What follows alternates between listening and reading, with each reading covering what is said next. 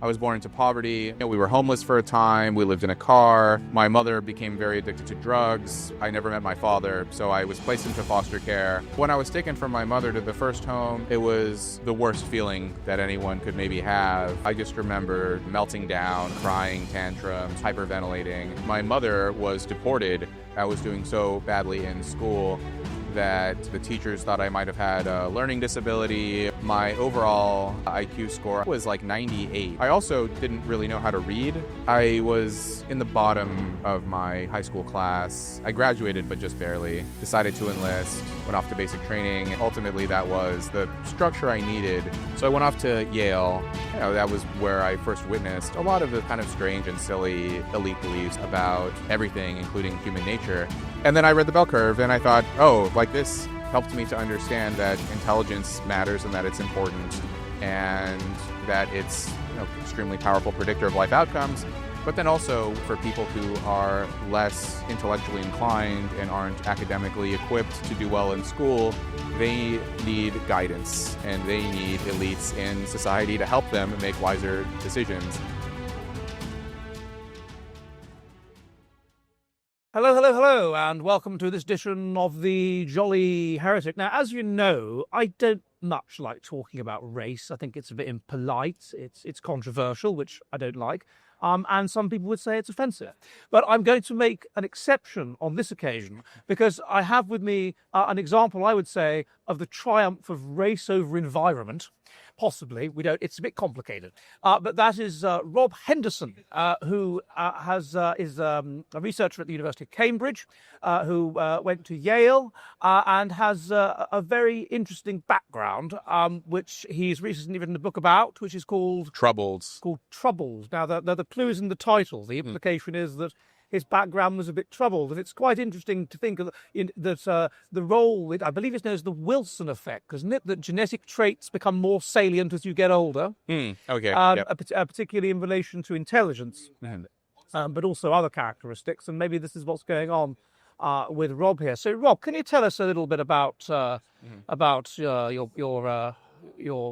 background, childhood? Sure. Well, thanks, Ed. It's very briefly. My book Troubled covers my unusual trajectory, kind of traveling along the class ladder in the United States. So I was born into poverty. My mother came to the U.S. as a young woman from Seoul, lived in California. We were homeless for a time. We lived in a car. You remember this? Yeah. And eventually we settled in this slum apartment in Los Angeles. My mother became very addicted to drugs. I never met my father, so I was placed into foster care. Spent the next 5 years living in 7 different homes in Los Angeles. How old were you when you were put in foster care? 3 years old. And yeah. do you remember living in a car? I have flashbulb memories of the car and, of living in the apartment as well. And I also have documents from the social workers who were responsible for my case saying before the car we were, briefly on the streets. And so... yeah, it was like living in hostels or literally on the streets? On the streets, yeah. And somehow, I don't know the story here, but my mother acquired a car, lived in the car, then eventually got this apartment. And at age 3, some neighbors noticed the neglect and the squalor that we were living in and called the police. The police arrived, placed me into foster care. They and a forensic psychologist asked my mother where my father was. She didn't know. I went my entire life not knowing anything about my father. I took this 23andMe genetic ancestry test and discovered that my father was Mexican. And so I'm half Hispanic on my dad's side, and my mom was Korean. But at age, just before I turned 8, so my 8th birthday, I was adopted by this white working class family. You were continuously put in different foster homes for relatively small periods of time. Yeah, anywhere from 3 to 6 months. And how did that feel, do you remember, when you had to change the foster home? Well, when I was taken from my mother to the first home and then that first home to the second home, it was extremely upsetting. Probably, the worst feeling that anyone could maybe have, at least emotionally and psychologically. And so I just remember, as any 3 or 4 year old child would in that circumstance, just melting down, crying, tantrums, just hyperventilating. And then by the third home and the fourth home, fifth home, I started to shut down emotionally and became, just sort of a coping response, this kind of more stoic reaction to... Why did you have to keep changing homes? So the reason why the system is set up this way, one reason is because typically what happens is when a kid is placed into the foster system, someone from the family of origin will re-enter the picture and offer to supply care for the child. So it could be that the mother sobers up and says, oh, I can take the child back, or a grandmother or an aunt, or maybe the father. Someone in the family of origin can take the child back. But if a child's been living continuously in a single foster home for an extended period of time, this can create issues around attachment and loyalty. And often a kid, if they've lived with a foster home for a year or 2 years, they don't want to leave. And so every few months, the child is taken to a different home so they never form any attachment. They don't form an attachment. Exactly. That seems to be very cruel. Yes, it is. It's cruel, but that is what often happens. Literally so that they don't feel towards others or even feel that they experience a proper sense of love. Yes. Yeah, exactly. And so in this case, my situation was strange because my mother was deported after I was placed into the system, because that was not her first run-in with law enforcement, and no one could track down my father, and so there was never any chance of me being reunited with them. How did she get into the country? How did she get into the country? Yeah. I don't know the full story. I know this might be interesting for you and some of your listeners. So my grandfather on my mother's side, he was a former police detective in Seoul, who then became wealthy when he started a fertilizer company and then sent my mother to the U.S. And she was very briefly a university student. And then this was the 1980s in Los Angeles. And so she was partying, doing a lot of drugs, and not particularly focused. And so that was kind of her background. You remember her? You remember? I don't remember this. This is all You remember in her? I remember her. Yeah. But yeah, I don't know if I ever even met my grandfather, but in the documents from my social worker, they laid out basically whatever family history they had. Was Korean your first language? That's a good question. I don't know, actually. I remember only ever speaking English. Yeah. So, but there were not, at least in my memory, very many affectionate moments between my mother and I. So I don't know her ever speaking to me at all. Okay. Yeah. And so you moved through these different foster homes. Each time you created a coping mechanism of being stoical and just accepting this is how life is, or just cutting off emotionally. And you went to school. Yes. Yeah. Well, I mean, and was it known that you were in foster? I mean, was this an issue? Well, so the teachers knew I was in foster care, and I was changing school districts and changing homes a lot.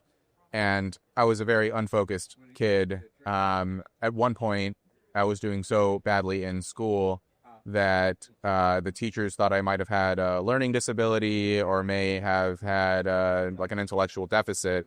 And so when I was 7, they sent a psychologist to the home, and we did a series of tests. And I have all this documentation now. My overall IQ score, I think it was like 98 was the overall. But then it was interesting. There was a lot of scatter in the sub components of the test. So my verbal was, I think, 81. And then my quantitative score was like 115. And so it was just like very messy. And I remember taking this test, and I was not really giving it my best effort unless I found the question appealing or interesting. Then I would engage. But if they were asking me questions where I was uninterested, I just would not put in the effort. I also didn't really know how to read because I was never read to in the homes. And really? That strikes me as very surprising. Yeah. I would have thought it was quite middle-class people that would foster kids out. No, I mean, it was kind of lower middle class, I would say. But a lot of the homes had upwards of 8 or 10 children living in them, and there's only so much care you can supply to any individual kid. And then a lot of the foster parents, they're not, some of them are great, I'm sure, but the homes that I lived in, there was just like an emotional coldness. And I think what happens for a lot of foster parents is that just as a child would shut down after moving to so many homes, a lot of foster parents, I think, start to withhold affection into kids because if they're worried that if they get attached and then the child moves on, they're also going to have an emotional response to it as well. But really, and so they keep a kind of a distance to the children that they're taking care of. It's an appalling system. Yeah. It's really imperfect. Yeah. And so, yeah, I was a terrible student all throughout my experiences in the foster homes. And then when I was adopted, then I became, a better student. How old were you when you were adopted? So I was 7, and I had my 8th birthday, I think, like, as the adoption was being finalized just a couple months later, so. And how did that process happen? Did they just sort of pick you? Yes. So, yes, my adoptive mother, approached the social workers and said she was interested in adoption, and they had kind of descriptions of each child. This was kind of interesting. So they don't actually have pictures of the kids. They only have descriptions and sort of a brief biographical sketch. And my understanding is that, they don't want the photos to sway people too much. You sort of as a prospective adoptive parent, you read about a particular child and then you can meet them, and you only ever see them in person. And then from there, I'm sure there are plenty of other sort of processes, and the application is, from what I understand, quite lengthy. But was adopted, and so my adoptive parents, it was a working class couple. My adoptive mother was an assistant social worker, and my adoptive father was a truck driver. Neither of them went to university, and that was quite typical of the town that I was adopted into, this small, dusty, blue-collar town in Northern California called Red Bluff, which was, at this point in the late 90s, it was probably maybe 70% white working class, 20-some% Hispanic working class. And then there were like a handful of Asian and Black families and kids in that town, but it was mostly white and Hispanic. Yeah. Okay. So I suppose from a sort of an IQ perspective, then you have parents whose phenotypic IQ is or genotypic IQ, sorry, is going to be lower than yours, really. You think so? So you're not going to be pushed. If you look at Jim Flynn's idea of his book, where he talks about the importance of who you socialize with for your intelligence, his last book. This means that you, in a sense, they would have been presumably retarding your IQ, because the heritability of IQ when you're a child is only 0.2, and that's because of the difference between the parents on the genetic level. So what was that like? It wasn't a particularly intellectually stimulating home. That's right. Yeah, like I said, there was not a lot of oversight from the foster parents. No one monitoring whether I was doing homework. When you were adopted, once I was adopted, it was better. And so my case is unusual because, and I'm sure many of your listeners are aware of this, is that typically adopted children do worse than their adoptive parents, because in order to qualify to adopt a child, you typically have to be middle class, intact marriage, jump through all of these hoops, and be kind of a middle class stable home. Whereas children who are being adopted into that middle class home tend to come from extraordinarily difficult circumstances, and they inherit all of the attributes that go along with that kind of chaos and disorder and poverty. Whereas in my case, it was very much the reverse, is that my adoptive parents, didn't go to college. They weren't intellectually curious or anything like that. And I did have that latent ability. It was just never expressed because of the chaotic circumstances of my upbringing. But once I had that stability, and my adoptive mother would actually read to me and read to my adoptive sister, who was their biological sister, our daughter rather. She was their biological daughter. She became my sister, adoptive sister. Were they Christians or something? Yes, they were. Yeah. And so they had a daughter together, but they wanted a boy, and they didn't want to go through another pregnancy. You can, from an evolutionary perspective, it seems to me there's no question about it. They would be more bonded to their own child than you, and they would probably love it more. Yeah, well, that was the case for my adoptive father. So I describe that situation in the book, where initially he and I had grown close, but then after the divorce, he cut off contact with me. And so obviously from a kind of an emotional perspective as a young child, it was devastating. And How from old there, were you like when a the parents- moral, how old were you I when the was parents 9 years old. It's only 2 years after the adoption. Yeah, exactly. So It's a year and a half. One yeah. gets the impression that it was the mother that wanted another child, and the mother that would have wanted to adopt a mixed race child, or a non-white child. And Well, I don't know if she even cared about the race of the child. I mean, it probably didn't. So my adoptive mother was Korean herself. oh, I see. Yeah. So maybe she had some affinity for me for that reason, but yeah. And so my adoptive father cut off contact with me. He was white. He was white. And I think, again, from like a cold-blooded evolutionary perspective, it's not entirely incomprehensible. But my mother and I remain close. So, yeah. I mean, I think it's obviously like on the average, I think people are probably more attached to their biological children. But one reason why you see, obviously like religious families are more likely to adopt. And I think they have this kind of commitment to, these kind of Christian moral principles or something. And some of them are able to live up to that ideal, some aren't. And so, yeah, it was, and the other thing was after the divorce, my mother's level of devotion to her faith declined. And, it was one of these things where once the family split up, we stopped going to church, and that stopped really being a factor in my life. So we were, it was only about a year and a half. Were you in any way close to your sister? My adoptive sister, yes. So again, she was their biological daughter. Were not caused resentment on her part? How much older was she than you? She was younger than me. So she was 4 when I was adopted. So she's 3.5 years younger than me, 4 years younger than me. There was no resentment. She was a really good kid. Very generous, very nice. She was, and we remain close to this day. But I would have thought that if you have two children, they have an argument, and one's your biological child and one's your adopted child, you're almost certainly going to take the child. I just can't. It seems so. It just goes against every rule of evolutionary psychology, what they've done. Yeah, I mean, well, I don't know. I mean, like, evolutionary psychology talks about averages, and it talks about kind of because like the base rate of mistreatment in general is quite low. And so, yes, like step parents and adoptive parents in these kinds of situations can be there's a higher risk factor, but also like any individual case. And I think especially for like religious families and, families that, at least attempt to override those biases.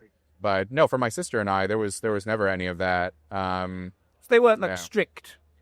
My adoptive parents, yeah. Not really. They were my adoptive father was a little bit strict, but overall not too strict. But then again, so I just think it's such an appalling, as you say, troubled. So you get adopted. That should be it. That should be now you have a nice stable upbringing to compensate or help to try and compensate for all the instability you've experienced, and then they selfishly get divorced. Yeah, that was it was harder, I think, on my sister actually than me, because by that point I was so used to kind of these tumultuous upheavals in my life. But my sister, I think for her it was devastating, even more so than for me, because these were the only parents she had ever known, and to witness their marriage dissolve was really hard on her. For me, it was hard, but not the divorce itself wasn't that hard. It was more so losing contact with my adoptive father that was harder. Moving back between the homes and changing, environments and everything wasn't that difficult for me. And so, so after my father stopped speaking with me, I was raised by my adoptive mother. She was a single mother by this point, and so we lived in this kind of gloomy duplex in town, and she was working full time, and I was a latchkey kid. I'd walk to school, walk home, hang out with other kind of miscreant boys in the neighborhood. And that's something that I'm sorry. 1 second, sorry. So that was one reason why, one reason among many why I titled my book Troubled is because I was a troublemaker and, responded the way a lot of boys respond in those circumstances. And, there was a lot of drama, with my mother, and seeing my sister go off to her father's place, and then he lived with her. I'm sorry. 1 second. I'll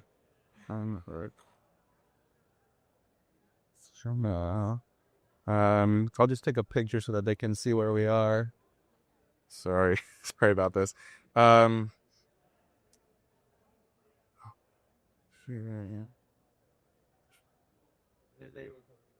Okay. He lived with her. He She lived with him. Well, initially we would spend 1 week with him and then 1 week with our mother, and then eventually, my mother got full custody of me, and then my sister from that point forward would just visit, her dad and stay with us. And Well, you fell out with him. yeah, well, yeah, after the divorce, he was angry at my mother for leaving him and was going through something, and so he retaliated by cutting off contact with me. Have or not? Yeah. So All right. And so how did you move to starting to do well at school? well, it was. I mean, this is one of those things where I'm generally in agreement with the whole intelligence and heredity and all those kinds of things, but you can have. I think intelligence is necessary but not sufficient to do well academically. Obviously, you need that raw level of intellectual capacity, but if it's not cultivated and you don't have the kinds of environmental structures in place to allow that ability to manifest itself, then you're going to see a kid struggle. And that was my story, where when I was in the homes, no one could ever tell that I was smart. They thought I might have been dumb. And then initially after I was adopted and I had this family structure that was very stable, my grades improved. I was like one of the top kids in the school spelling bee, and I was doing very well. After the divorce, my grades also sharply plummeted again. And so it was kind of these upswings and downswings. I was responding to my environment in this way. There's also the matter of, I think resentment and animosity play a role here, and this is like also often overlooked in these discussions, is I was a really angry kid because of everything that I had gone through. And so if a teacher or an adult or an authority figure said, oh, you should do your homework, here's your science project, you should be reading, and in my mind I would think like, fuck you, I don't want to do that. Like I just had this kind of oppositional stance on everything, where sometimes a teacher, a very observant teacher, could recognize that I was a smart kid and would ask me what was going on or why I'm not trying harder. And in my mind, I would just like retaliate or feel like I don't want to do what you're telling me to do. Mm-hmm. And there was also, I think, a bit of unwillingness to accept that I was a smart kid too. What? I think part of it was that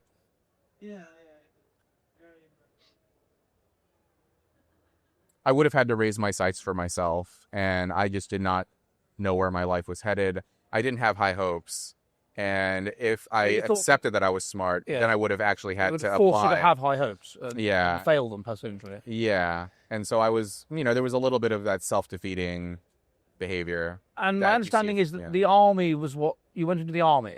Air Force. In the Air Force, I'm sorry, and this is before university or whatever. Yes, and this is what altered things. So tell me a bit about that. Why did you go into the Air Force? Well, by this point, I was kind of facing down my final year of high school. I was 17 years old, and I was in the bottom of my high school class. I graduated, but just barely. And I knew I wasn't headed off for university. And in the town that I grew up in, the only way you leave that town is either you go to university or you join the military.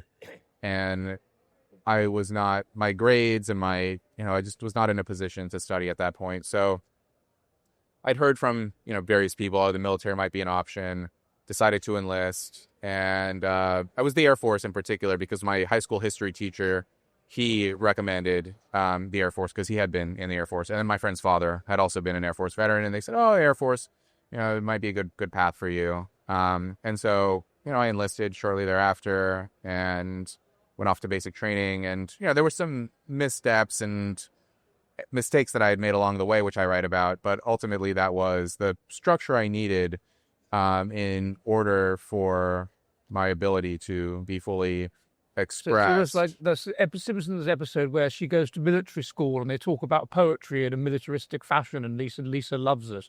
It brings out her intelligence, or their intelligence, even more. Yeah. Well, I think there is something to be like if you are a high IQ, high conscientiousness person, and you have parents who have high IQs and are very conscientious, then you can have a bit of a free range, unsupervised childhood where there are very few dangers around you for for your life trajectory to veer off course. But I think that if you take a kid who's very bright and very hardworking and intelligent, but you put him in the environment that I grew up in, there aren't that many opportunities, one, for that ability to manifest itself, and then there are plenty of opportunities for you to make catastrophically poor decisions, especially when you're around a lot of other people like that. There's that whole line about, like, the worst part of growing up poor is being around poor people. Is like, even if you're smart and everyone around you is impoverished and, has high time preference and all these other kinds of factors, that, it's almost better to be dumb and surrounded by smart people than to be smart surrounded by dumb people. Yeah, and so in those circumstances, it was hard. But then it took the standardized test to go into the military, and a lot of people aren't aware that there's a standardized test to enter the military. And so you have to meet a certain kind of intelligence threshold to enlist, and then it's even higher for the officers. And so I go off to the Air Force, and I'm around people who are actually reasonably intelligent and capable, and a lot of these people were curious and bright. And so being around those kinds of people, I think, in addition to the kind of the structure and the mindset and all the other tools that I was equipped with, that helped me to accept that I was, a brighter person than I originally thought, and that I could actually go off to university and maybe even one of the good ones. And that's what you then did. Yeah. So I went off to Yale on the GI Bill, which is this program the military pays for tuition for veterans. And so I went off to Yale, and, I noticed a lot of interesting things. I arrived there in 2015. I kind of witnessed the early... How old were you? I was 25. So you had a bit of an advantage over the 18-year-olds then, in terms of life experience. Raw intelligence goes up with age and all that. Oh, interesting. Okay. Well, maybe, yeah. I think that probably didn't hurt. And so, in addition to the kind of the maturity, I think conscientiousness also increases with age as well. Yes, it does. And so I was more disciplined with my studies than I would have been at age 18. And, that was where I first witnessed a lot of the kind of strange and silly elite beliefs. Sometimes I call them luxury beliefs. Yes. Of the, the modern upper class, the elites, people who go to these kinds of prestigious universities, but hold strange ideas about everything, including human nature.